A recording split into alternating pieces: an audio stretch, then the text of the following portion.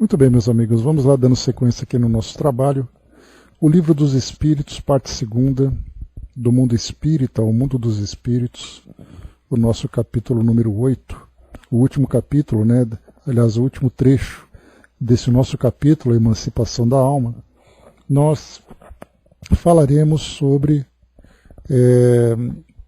o resumo teórico do sonambulismo, do êxtase e da dupla vista. Kardec fazendo aqui uma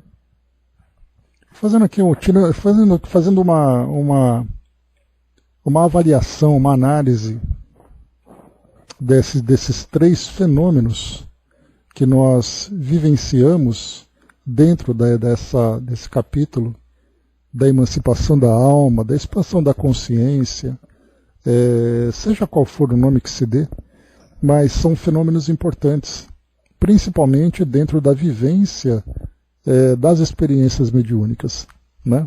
das medianímicas, né? Vamos chamar assim. Porque o sono, a catalepsia, a letargia que nós conversamos, são fenômenos que não são tão frequentes, né? Embora nós lembramos, né, que o Dr. Bezerra de Menezes, lá no livro Recordações da Mediunidade, ele comenta que a catalepsia e a letargia são dois fenômenos que, quando bem compreendidos e bem aproveitados, compreendidos e aproveitados, eles são proveitosos.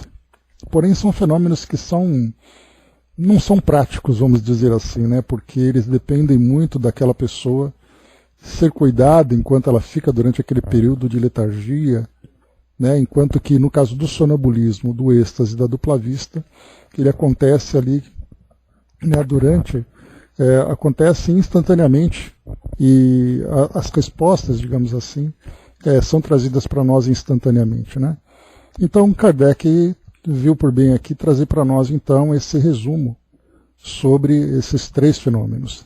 Vamos lá então. Os fenômenos do sonambulismo natural se produzem espontaneamente e independem de qualquer causa exterior conhecida. Bom dia, abraço. Então, nesse primeiro trecho aqui já começa algo importante. Se produzem espontaneamente e independem de causas conhecidas. Portanto, se acontecem, de repente a pessoa está ali numa situação e essa situação traz ali condições favoráveis para a manifestação desses fenômenos, então ele acontece, ele é desencadeado. Porém, qual é exatamente essa causa exterior conhecida? Se é que tem alguma, né? Em certas pessoas dotadas de especial organização, porém, podem ser provocados artificialmente pela ação do agente magnético. Então, também organicamente, já entramos novamente naquele assunto que nós conversamos, que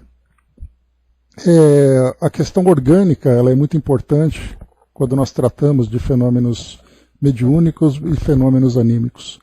E isso é um tema a ser desenvolvido, a ser estudado, a ser compreendido oportunamente, quando nós tivermos essa união entre as ciências médicas, as neurociências em especial, atuais, com os trabalhos com o conhecimento espiritual, né, com o conhecimento espírita em especial. Né, lembrando que essa expressão espírita diz respeito ao mundo espiritual e não necessariamente à filosofia, né, de um modo geral, a doutrina espírita de um modo geral. Então é nessa relação mediúnica que se tem. Então essa parte orgânica ela ainda vai ser desvendada conforme os estudos forem se desenvolvendo. E ela continua aqui o texto. O estado que se designa pelo nome de sonambulismo magnético apenas difere do sonambulismo natural, em que um é provocado, enquanto o outro é espontâneo. Aqui também é algo interessante, é que nós temos o mesmo fenômeno que ele acontece a partir de duas situações, a primeira espontânea e a segunda provocada.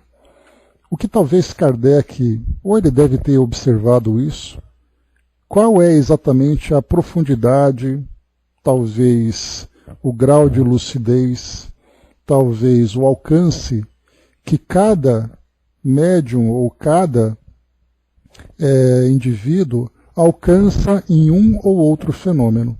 Não deixa de ser algo curioso a ser questionado, para fazer ali uma análise comparativa, para ver se os dois fenômenos de sonambulismo trazem o mesmo resultado.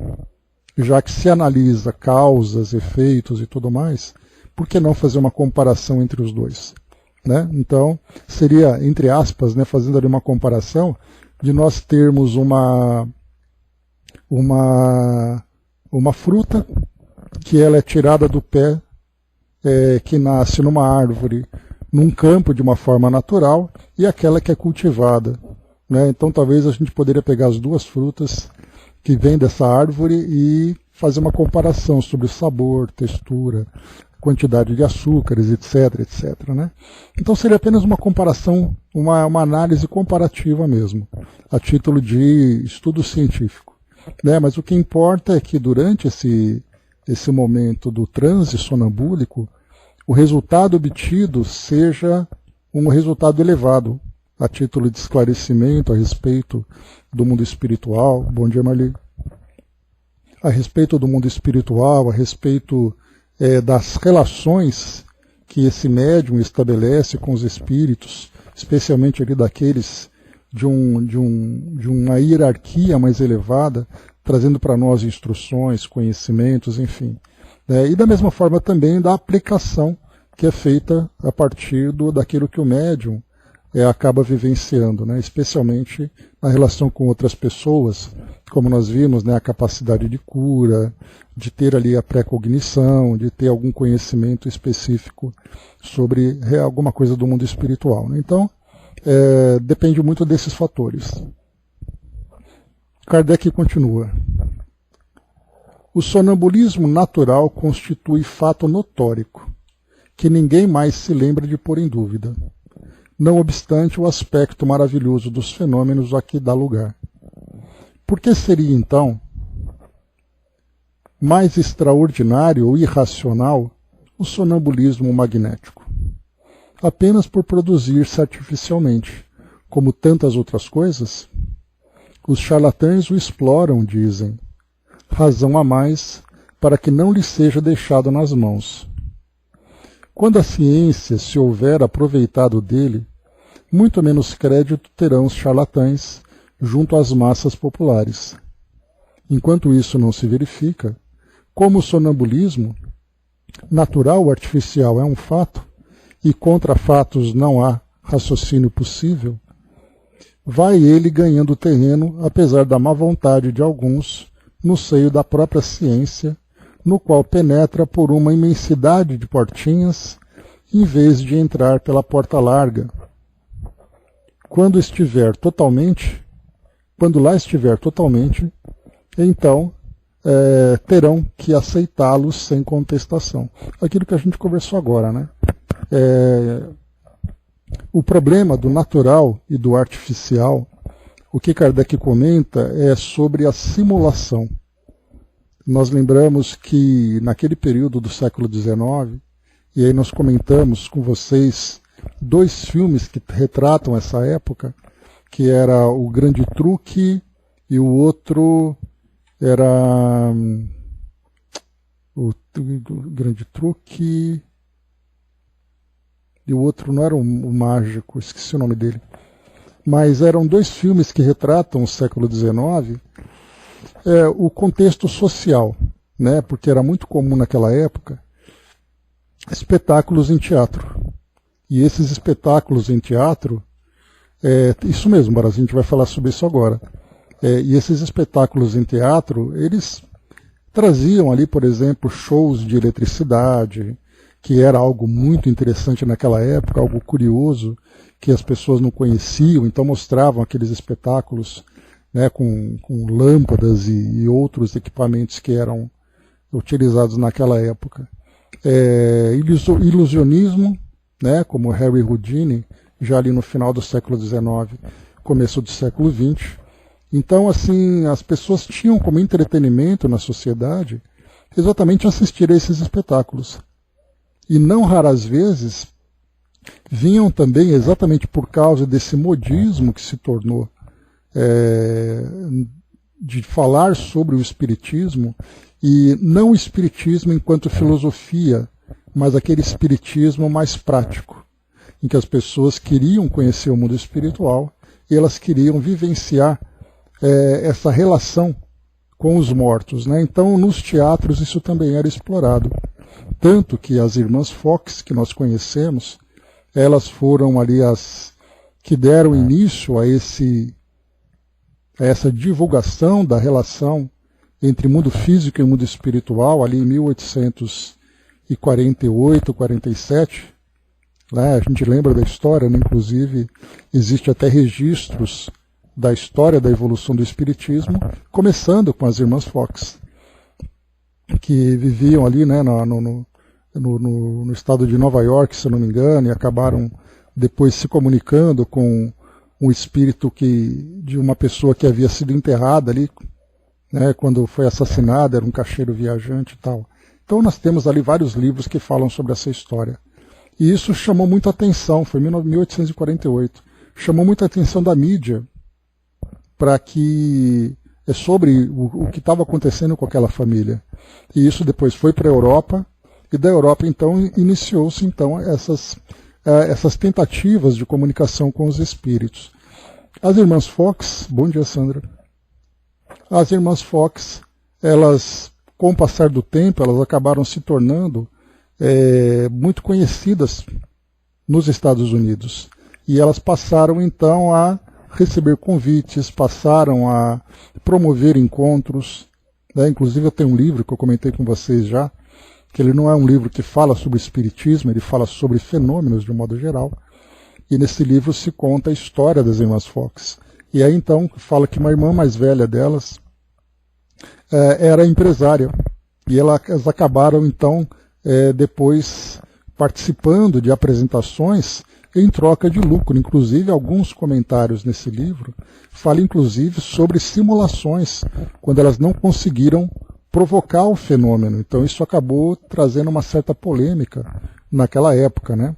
Eu fiquei até depois, eu já tinha comentado com vocês sobre isso, mas eu fiquei de tirar umas fotos depois do livro e mandar para vocês. Eu vou tentar fazer isso depois para vocês conhecerem a história. Tem ali algumas páginas, umas 8, 9 páginas do livro, que conta toda a história delas, assim, né? Então, mostra que elas, inclusive, participavam disso também, fizeram viagens na Europa, fizeram apresentações, né? Então, Daniel Douglas Home também é a mesma coisa, vocês se lembram que ele também fazia ali, mas ele era mais restrito, ele era muito criticado, inclusive nesse livro também, fala sobre ele, que ele recebia pagamentos, que ele ia para casa apenas de pessoas de um certo círculo social, que ele não recebia pagamentos, mas ele ganhava presentes, ganhava hospedagem. Então, tudo isso naquela época gerou muita polêmica. E o Harry Houdini, que é aquele famoso escapista, né, que tem ali aquela imagem clássica que ele está preso ali com aquela camisa de força, de cabeça para baixo, pendurado num prédio, ele tinha que se soltar, né? Ele depois, quando ele perdeu a mãe dele, ele tinha uma relação muito próxima com a mãe. E quando a mãe desencarnou, ele recebeu a visita, inclusive, do Sir Arthur Conan Doyle, né, o grande criador do Sherlock Holmes. Ele também era espírita. Inclusive, ele escreveu livros sobre espiritismo. E a esposa do Arthur Conan Doyle era uma médium muito conhecida. E aí, então, o Arthur Conan Doyle ofereceu ao Houdini a possibilidade de entrar em contato com a mãe. E ele aceitou com toda aquela empolgação e tudo mais, mas acabou teve ali uma comunicação, mas ele não ficou muito convencido. E outros médiums depois tentaram oferecer para ele também essa possibilidade de comunicação. E isso trouxe para ele uma revolta muito grande.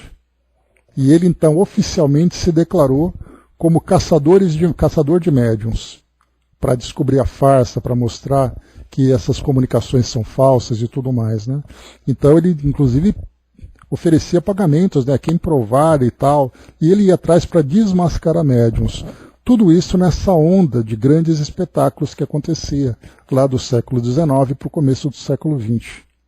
Então, nesses teatros que faziam essas apresentações, a relação com os espíritos era uma relação que fazia parte do interesse do público, né? E no caso, então, quando se fala sobre sonambulismo, principalmente o artificial, e nesse caso o Brasil entra exatamente o hipnotismo, né, que também era uma técnica que se utilizava para mostrar para as pessoas o poder desses hipnotizadores e esses fenômenos que eram feitos.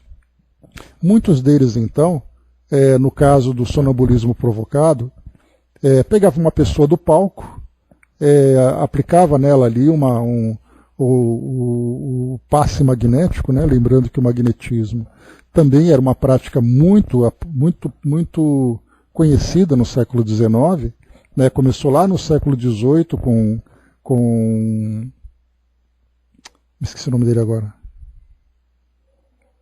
com Mesmer, né, com Franz Anton Mesmer, que inclusive recebeu o nome de mesmerismo, que ele então desafiou ali os companheiros da época, que eram da medicina, para apresentar o magnetismo animal. Né? Bom dia, Andréa.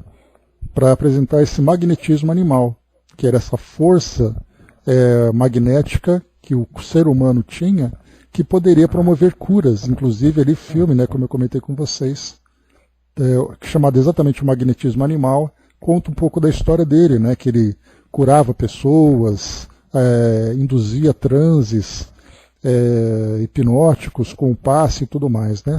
Então nós estamos num contexto em que nós temos o magnetismo, nós temos esses entretenimentos que eram feitos publicamente envolvendo passes de cura que ele fazia mesmo, né? Só que nesse caso não tinha relação espiritual. Inclusive Kardec, antes de ser o Kardec que nós conhecíamos, o professor Hippolyte Léon Denisard Rivail, ele era magnetizador. Né? Então ele trabalhava com esses estudos que Mesmer promoveu anteriormente.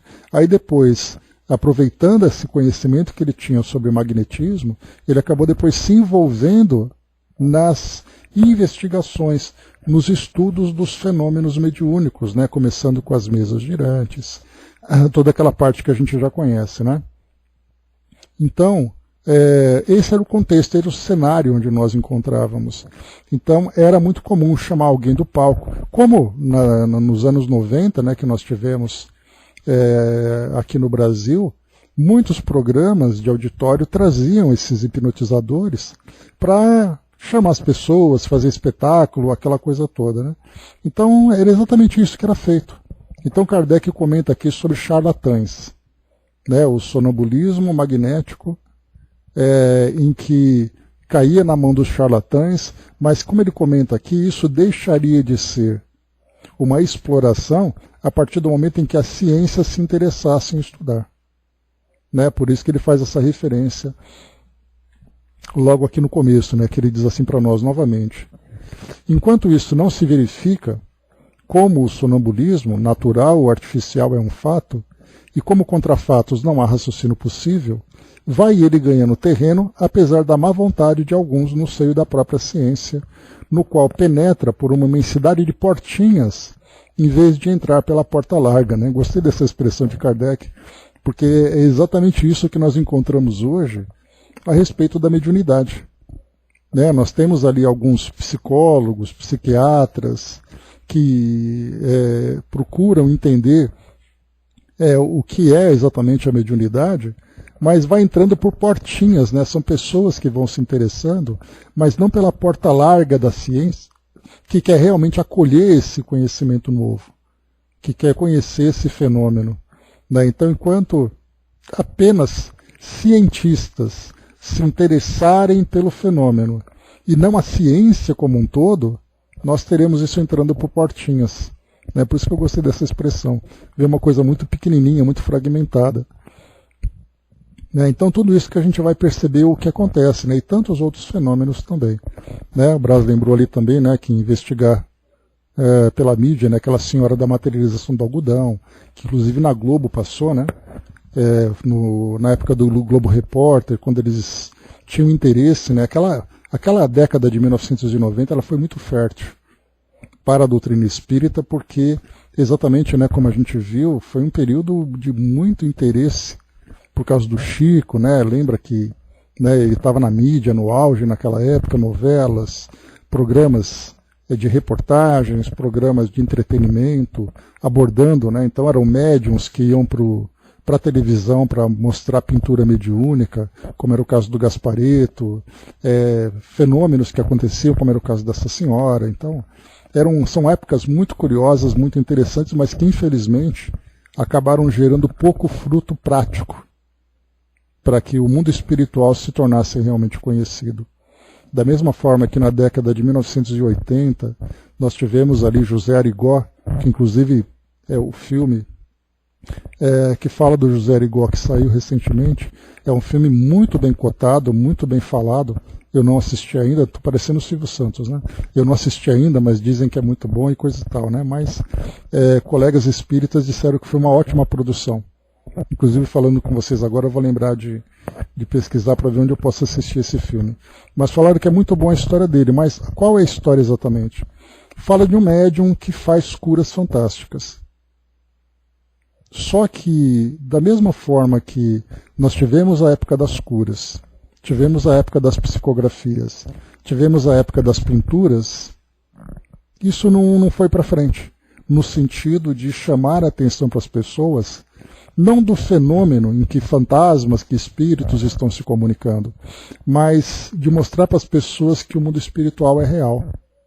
Porque esse é exatamente o papel, da mesma forma que na época das mesas girantes, os fenômenos aconteciam para chamar a atenção das pessoas para essa outra realidade que todos nós vivemos, que é a realidade do espírito, mas que ficaram ainda presos apenas no fenômeno, apenas na superficialidade. No momento em que os fenômenos perderam a graça pelo excesso de exposição, as pessoas pararam de se interessar. Então, infelizmente, essa é uma situação que nós vivenciamos na nossa realidade terrena atual, né? O Braço colocou, fico pensando, a cara de Kardec vendo as mesas levantar. Pois é, né? E ele procurou, né? Ele comenta isso lá no livro Obras Póstumas, para tentar encontrar todas as formas possíveis de encontrar uma solução. Cordinhas, mecanismos, truques, magnetismo, até o momento em que ele falou, olha, testado tudo, aqueles que se comunicam são inteligências extracorpóreas. E a partir dali inicia-se, de fato, a construção, o desenvolvimento da doutrina espírita, trazendo essa doutrina a partir dos ensinamentos dos espíritos, né? O Dudu colocou, né, a coisa, né, fenômeno ainda não é palpável pela ciência, né? Porque o fato do fenômeno em si, ele estar muito envolvido com esses interesses, né, das pessoas fazerem simulações, é o que faz a ciência não levar ele a sério. Que da mesma forma que na época de Kardec também era assim. Por que você vai se preocupar, um cientista que está estudando sobre as coisas naturais do mundo, com tanto conhecimento a ser explorado, para que ele vai num teatro para tentar ver o que acontece no palco e explicar o que acontece no palco? Para que ele vai nos cafés lá de Paris, por exemplo, para ficar vendo mesas se movendo? Para que ele vai perder tempo para isso? Kardec, ele inicialmente parecia perder tempo. Depois percebeu-se que ele estava, na verdade, investindo tempo para poder descobrir essa realidade que hoje nós, né, desfrutamos. Hoje quem dá os espetáculos é o Dr. Fritz, né? Mas até mesmo ele já saiu da mídia também, né, Braz? Ele foi nesse período também da década de 90, da primeira década, né, de 2010. Então, mas hoje já não se fala mais nele também. Nós não vemos mais nada relacionado com essa parte de curas, né? Pelo menos na mídia de um modo geral. O que a gente vê é dentro do meio espírita, como é o caso do Dr. Frutuoso, né? Que lá no Frei São Luís, né? no Frei Luís, né? Onde eles fazem esses fenômenos. Mas na mídia, de um modo geral, a gente já não ouve mais isso, né? O máximo que a gente ouve na mídia é a novela Viagem e olhe lá. Né, ou então Nosso Lar, que está sendo produzido, Nosso Lar 3, né, que está sendo produzido, mas assim acabou aquele boom. E isso mostra, é interessante mostrar que, estatisticamente, nesse último censo de 2022, mostra que o Espiritismo saiu daqueles daqueles 20 e tantos por cento para 18% só de brasileiros, né? Então houve uma queda no número de adeptos da doutrina espírita exatamente porque a mídia parou de falar e as pessoas começaram então a se desinteressar, né? Vamos lá, fechando esse parêntese agora, voltando aqui então para o que Kardec traz para nós. Para o Espiritismo, o sonambulismo é mais do que um fenômeno psicológico. É uma luz projetada sobre a psicologia. E é aí que se pode estudar a alma, porque é onde esta se encontra a descoberto. Ora, um dos fenômenos que a caracterizam é a clarividência, independente dos órgãos originários da vista. Fundam-se os que contestam esse fato em que o sonâmbulo nem sempre vê, e a vontade do experimentador com os olhos. Será de admirar que defiram os efeitos quando diferentes são os meios? Será racional que se pretenda obter os mesmos efeitos quando há e quando não há instrumento? A alma tem suas propriedades, como os olhos têm as suas. Cumpre julgá-las em si mesmas e não por analogia. De uma causa única se originam a clarividência do sonâmbulo magnético e a do sonâmbulo natural. É um atributo da alma, uma faculdade inerente a todas as partes do ser incorpóreo que existem em nós e cujos limites não são outros senão os assinados à própria alma. O sonâmbulo vê em todos os lugares em que sua alma possa transportar-se, qualquer que seja a longitude. No caso da visão à distância, o sonâmbulo não vê as coisas onde está seu corpo, como por meio de um telescópio. Vê-a presentes, como se achasse no lugar onde elas existem, porque sua alma, em realidade, está lá. Por isso é que seu corpo fica como que aniquilado e privado de sensação até que a alma volte a habitá-lo novamente. Então aqui, interessante aqui essa descrição que ele traz, que a alma fica como que o corpo fica como que aniquilado. Então ele simplesmente ali, o espírito perde, o indivíduo perde qualquer sensibilidade, qualquer tipo de estímulo que é feito, ele acaba não sendo sentido. É daí que entra também, junto com a hipnose, aqueles espetáculos bizarros, né, de pessoas furando com agulha para mostrar que realmente ele não sente nada e tudo mais, né? Então, isso mostra que fisicamente realmente a pessoa tem, nesse estado alterado de consciência, essa mudança no seu comportamento.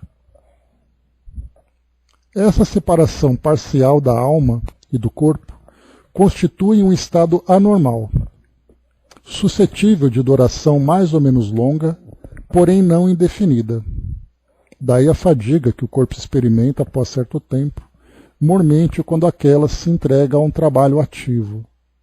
Então Kardec observando que as pessoas, depois que voltam à sua consciência normal, elas se mostram mais cansadas. Existe ali um desgaste das atividades da alma e do corpo, né? Inclusive nós vimos aqui mesmo nesse capítulo que é aquele caso que os espíritos responderam a Kardec.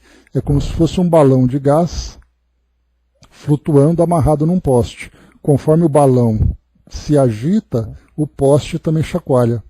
Então, conforme o espírito está em atividade, em desdobramento, mas ele está vinculado ao corpo físico, pode haver esse reflexo da atividade do espírito no corpo físico. Daí então esse desgaste que é notado e que é observado, que Kardec coloca, né? Então pode ser ali um trabalho longo, né? Inclusive, essa é uma condição que a gente vê no caso de incorporações que são muito longas em que o espírito pode estar presente, ou ele pode estar emancipado para uma outra atividade, enquanto o espírito desencarnado assume o corpo para fazer tratamentos, né? Então nós já tivemos casos de centros espíritas que promovem esses tratamentos de saúde, em que o médium fica em transe durante horas. Né? Então, ou o espírito está ali presente acompanhando, ou ele está fazendo alguma coisa enquanto o espírito ali está presente. Aí é o caso de se discutir se é uma incorporação, nesse caso é o espírito que influencia o corpo físico ali próximo, ou é o caso de uma possessão. Porque a possessão, a ideia que a gente tem, é sempre alguma coisa negativa, principalmente por causa da mídia, filmes de terror, aquela coisa toda, né? Mas Kardec, na Revista Espírita, ele menciona o caso de um espírito que se apossa do corpo do médium e é um espírito amigo, familiar àquele médium. Né? Então, tem aquele caso que a possessão é a capacidade que o espírito tem de controlar aquele corpo, enquanto o espírito encarnado fica ali em desdobramento, fica ali a paralelo do corpo. Né? Então, esse controle não é simplesmente a incorporação como nós conhecemos, mas ele é de fato a possessão. Então, por que será, então, por que não considerarmos que durante esses transes prolongados, em que o espírito vai trabalhar, por exemplo, o médico, como é o caso do Dr. Fritz, que foi comentado, né? O Dr. Fritz fica durante ali 3, 4, 5 horas naquele estado de transe fazendo o trabalho, e é o espírito que faz, e fica muito mais prático para que ele possa ter esse controle para fazer aquelas cirurgias que ele fazia. Aí é uma caso de especulação que a gente está trazendo, porque mais uma vez nós temos assim a análise do fenômeno do nosso ponto de vista de encarnados, que então nós vamos dar ali uma definição de acordo com o nosso entendimento, e existe ali a classificação daquele fenômeno a partir da visão espiritual, onde se tem uma visão clara do que está acontecendo. Então, algumas vezes a gente fala de incorporação, quando na verdade pode haver uma possessão. Né? Então, é apenas ali uma questão de categoria, de uma questão didática, de qual é exatamente o processo em que o espírito vai utilizar para poder desenvolver aquele trabalho na relação com o médium. Dudu colocou, né? Eu queria entender por que no trabalho mediúnico, quando estou psicografando sem ver o que escrevo, preciso estar de óculos de perto, quando tudo termina e não vi o que escrevi. Pois é, boa pergunta, Dudu, né? Isso é uma questão de hábito do médium, né? Às vezes tem que estar ali para você visualizar aquilo que, embora não conscientemente, você está vendo ali através dos olhos físicos, né? Pode ser isso, né? Mas é difícil, a gente teria que fazer uma análise mais direta, né? Porque você não viu o que escreveu porque você estava no transe, mas o seu cérebro pode não ter registrado aquilo que você viu, mas espiritualmente você viu. Que é o mesmo caso do sonho que a gente falou, né? Então você sonha, você vivencia experiências do mundo físico. No caso que foi comentado, né, que existem ali, no caso do sonambulismo, por exemplo, existe um afastamento muito mais claro do que no sonho do espírito, e, portanto, o cérebro não registra aquilo que a mente vivenciou durante esse período de desdobramento. Então pode ser exatamente isso. Por isso que existe, né, aquela coisa do médium inconsciente. Quer dizer, o médium, a pessoa desperta, acordada, ela está inconsciente. Mas o espírito não. O espírito está ativo, né? Então, é essa a diferença, né? Então talvez seja isso. A necessidade que tem de enxergar alguma coisa que o espírito acredita, que você acredita ali utilizando, embora tenha uma visão espiritual. Pode ser isso, Dudu. Teria que fazer uma análise mais detalhada disso para poder ter ali uma conclusão própria, né? Deixa eu ver aqui, Dudu.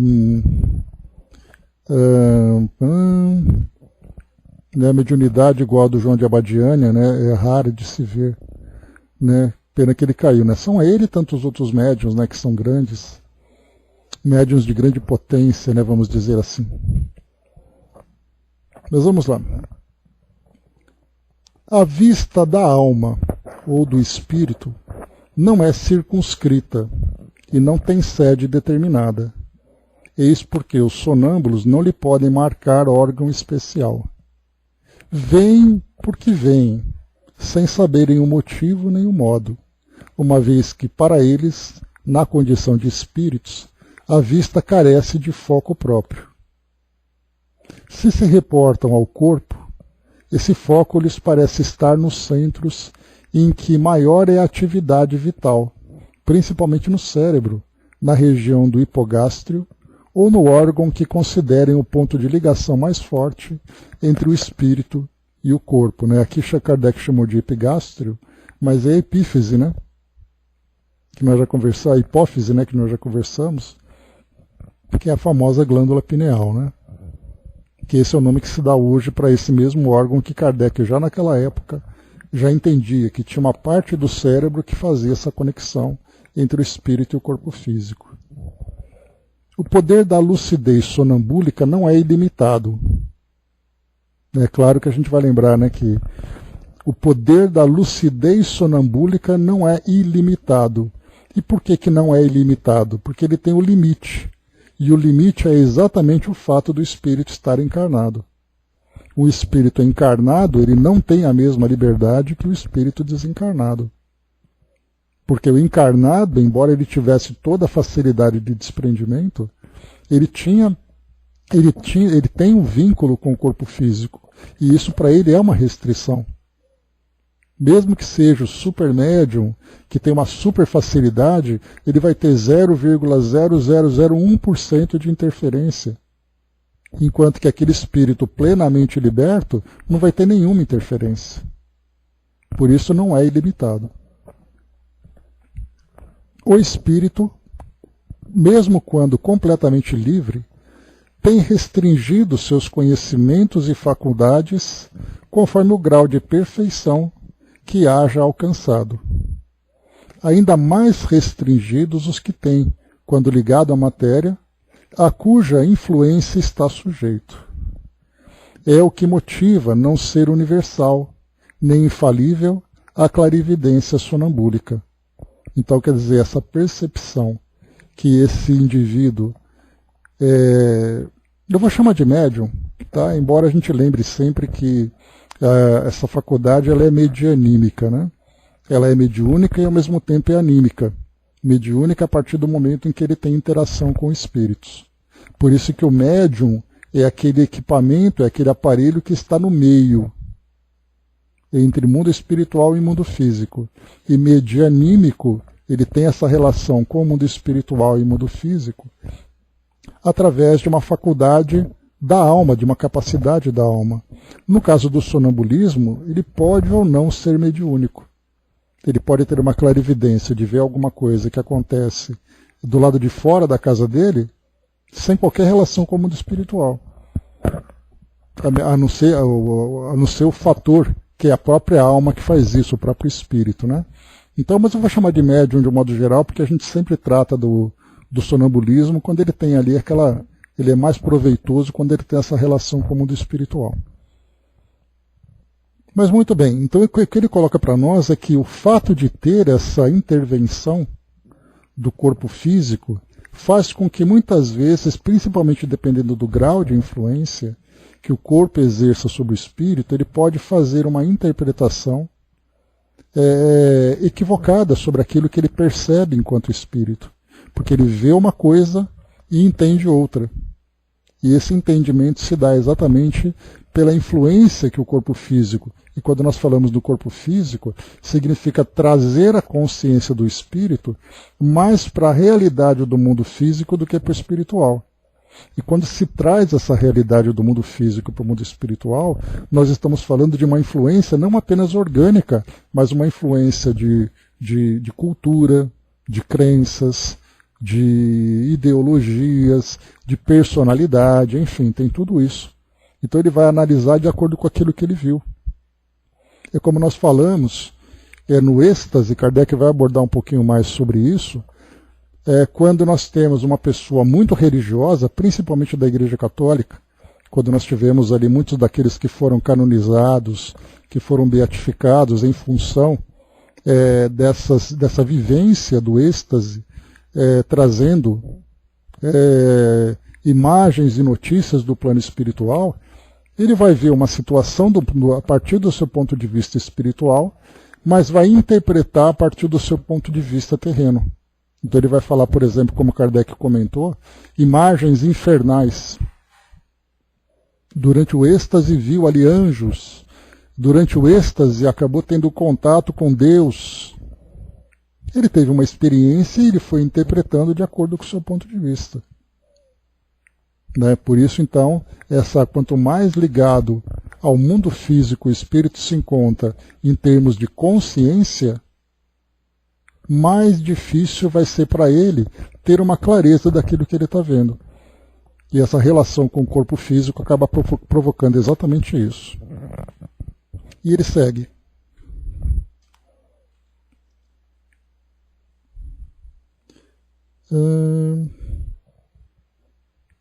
E tanto menos se pode contar com a sua infalibilidade, quanto mais desviada seja do fim visado pela natureza e transformada em objeto de curiosidade e de experimentação.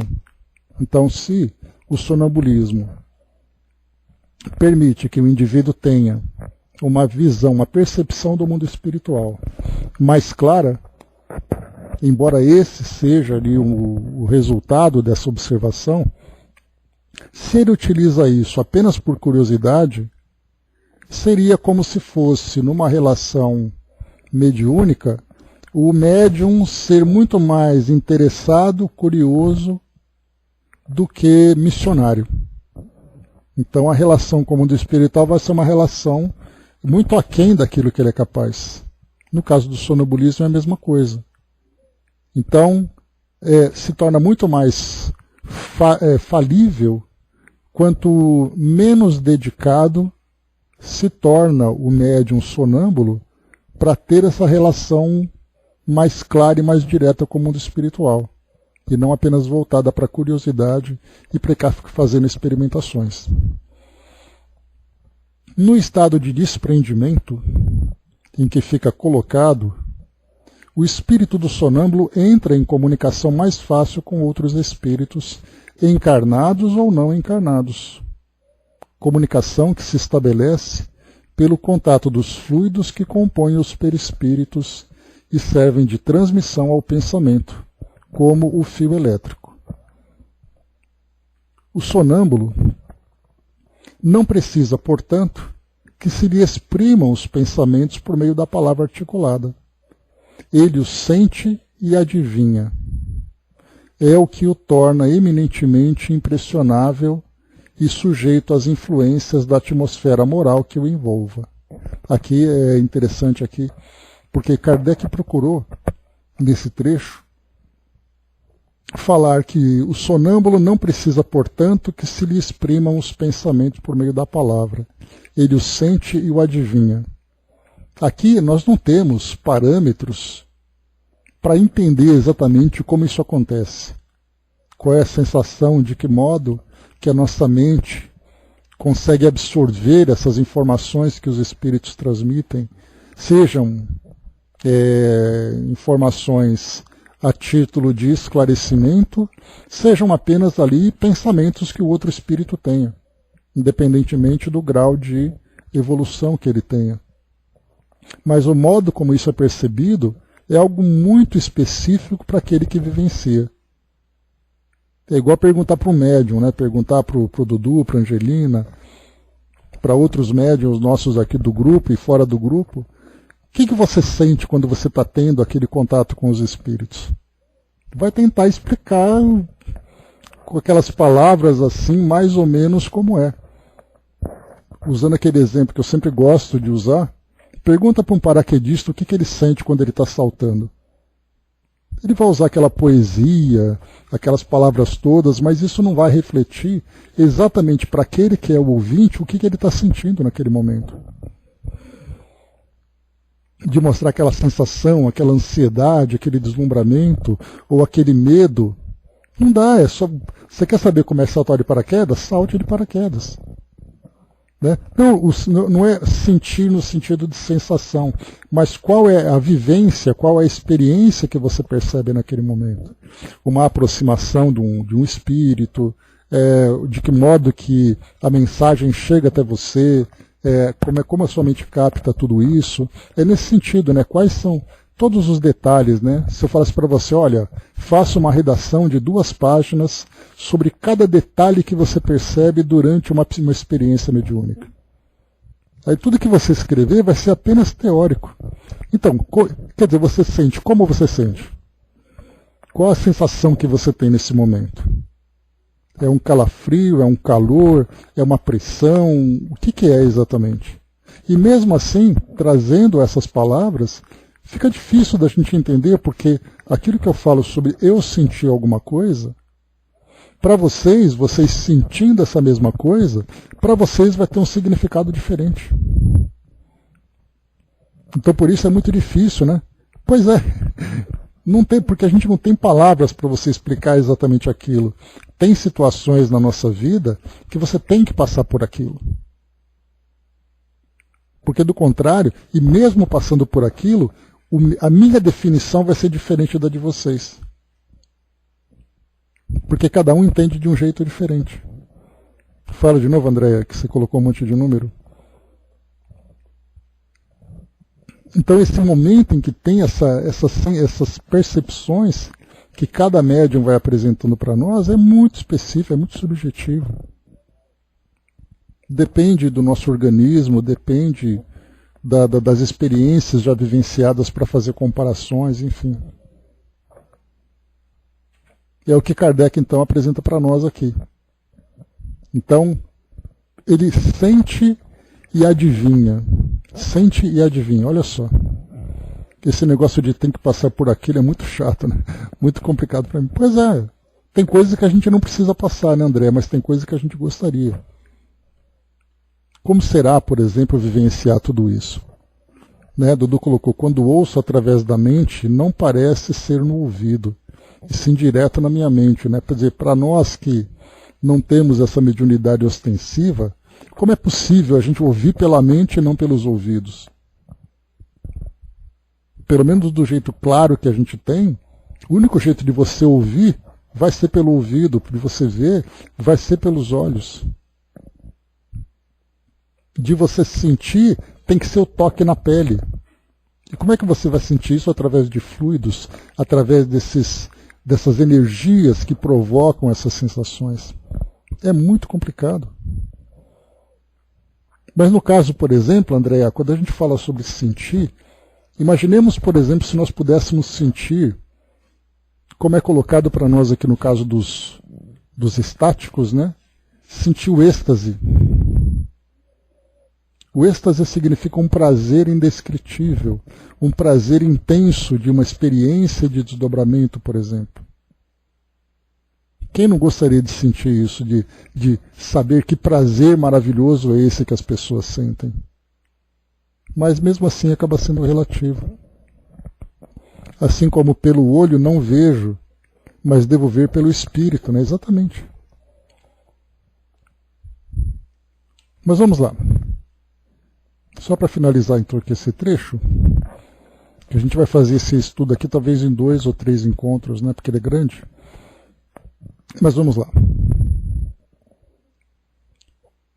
Essa também é a razão porque uma assistência muito numerosa e a presença de curiosos mais ou menos malevolentes lhe prejudicam de modo especial o desenvolvimento das faculdades, que, por assim dizer, se contraem, só se desdobrando com toda a liberdade num meio íntimo e simpático. Aí tem destaque aqui no texto. A presença de pessoas mal intencionadas ou antipáticas lhe produz efeito idêntico ao do contato da mão na sensitiva. Né? Aqui, mão na sensitiva. Tá. Então o que ele está querendo dizer para nós é que num ambiente onde se procura provocar o fenômeno, onde tem pessoas que não estão voltadas para aquele objetivo, de contribuir, de auxiliar, mas apenas de observar e geralmente tentar encontrar algum tipo de defeito, é aquele pensamento, são aquelas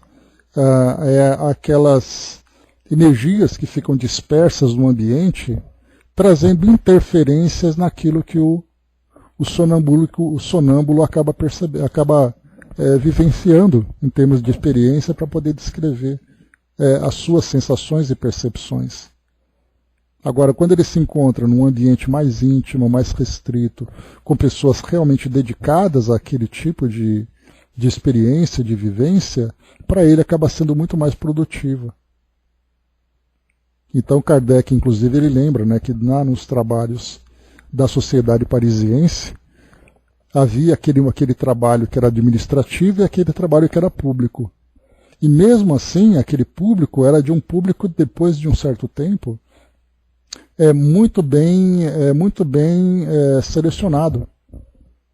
Porque não adiantava trazer todo mundo ali apenas para poder provocar e trazer ali uma carga negativa para o trabalho.